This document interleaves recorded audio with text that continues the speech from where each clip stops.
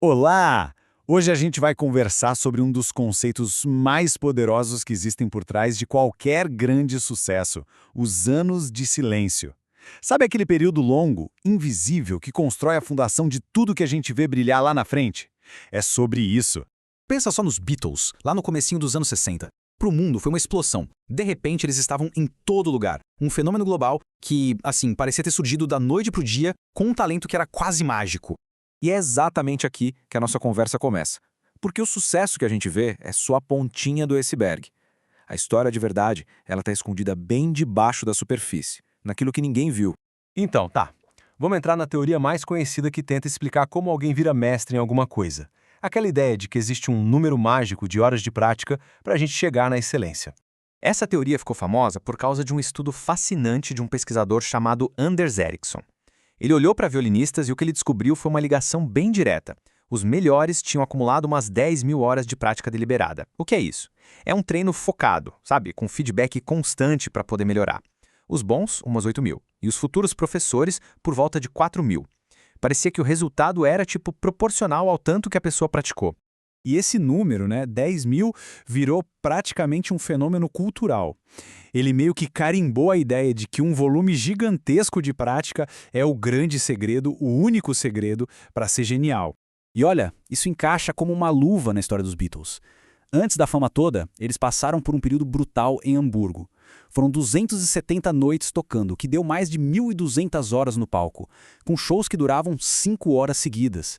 Eles não nasceram prontos de jeito nenhum, eles foram forjados ali, nesse processo todo, desenvolvendo técnica, resistência e uma presença de palco incomparável.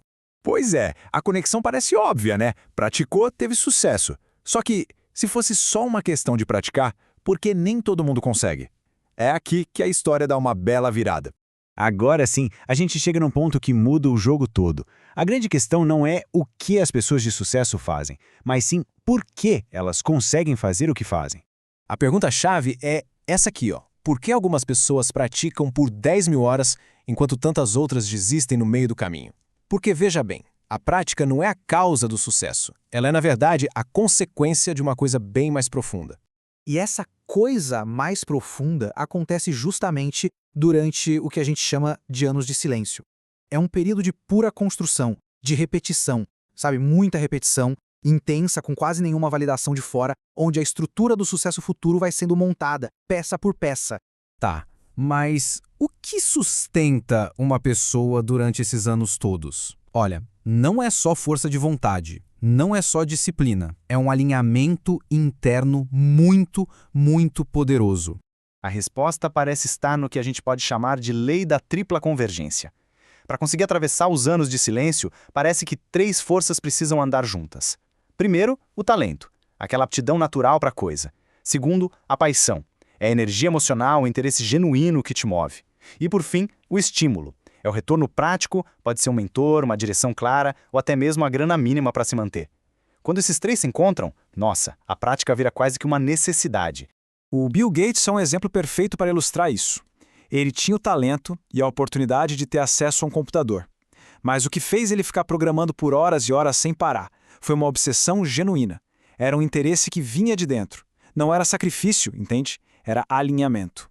E quando esse alinhamento não existe, o que acontece? Aí a diferença é gritante. E isso leva a gente para uma comparação bem direta. De um lado, você tem o Bill Gates, onde os 3 elementos se juntaram e o resultado foi um crescimento que não parou mais.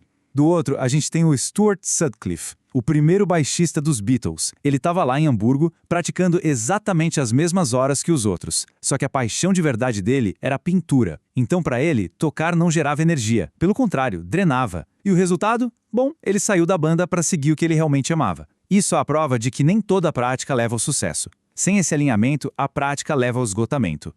E olha, esse não é um caso isolado, não. Quando a gente olha para os grandes nomes, de qualquer área, esse padrão se repete. Um longo, longo período de desenvolvimento invisível.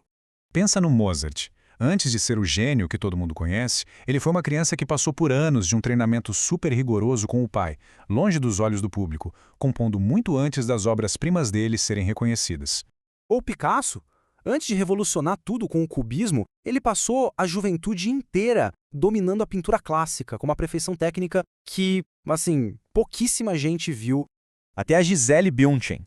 Antes de virar um ícone mundial, ela levou dezenas de nãos, passou horas e horas em testes, em trabalhos menores, construindo a base dela ali em silêncio. E tem o Sylvester Stallone. Todo mundo fala que ele escreveu Rock em 3 dias, né? Mas isso foi depois de passar quase uma década como um ator e roteirista que ninguém conhecia, colecionando centenas de recusas. Então, o que a gente pode tirar disso tudo? É que talvez a lógica do sucesso que a gente conhece esteja meio que de cabeça para baixo na nossa cultura. O ponto central é exatamente este. O sucesso não vem da prática em si.